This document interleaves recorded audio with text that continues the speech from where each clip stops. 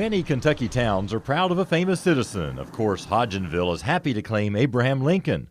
Corbin has Colonel Sanders. Maysville has Rosemary Clooney. And Owingsville has Eugene Minihan. Wait, who? Owingsville was much more on the map at that time than it is now. She's talking about the late 1880s and early 1900s, when a saddle maker was perhaps the town's most celebrated citizen. His name has been largely forgotten, but horse people know his legacy. No matter what size frame you had, you would come into this shop behind me, and he would custom build your saddle to just fit you. The handmade Minihan saddle was expensive for the time, selling for $20 or more. Sears advertised a machine-made version for about $14, but true riders said it couldn't compare. Eugene Minihan's creation became known as the Kentucky springseat saddle.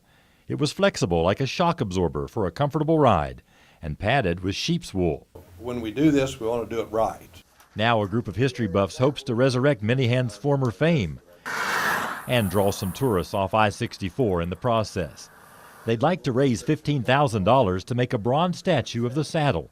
Double that, and they could add a likeness of Minihan, too.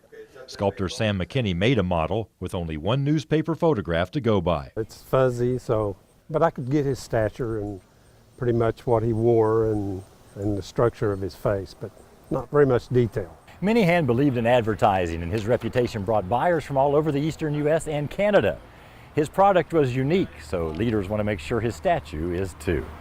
They want people to sit in the saddle for selfies and envision putting it in a small park by the courthouse. And someday, perhaps, they'll have a museum exhibit in the building where he perfected his craft. Locals have collected not only saddles, but Minihan's business journals. In here, it shows saddles selling for $22. And other handmade leather items, all with Minihan's hand stamp. And people are very willing and they're anxious to get those out, dust them off. An original Minihan saddle in good condition could sell for $4,000 now, but not many people will part with them. No way. No way. Adults here want the kids who enjoy riding horses today to know that people used to come from far and wide to Owingsville to make their own rides more enjoyable. There's a lesson in there somewhere about starting from the bottom. In Owingsville, Marvin Bartlett with the spirit of the bluegrass.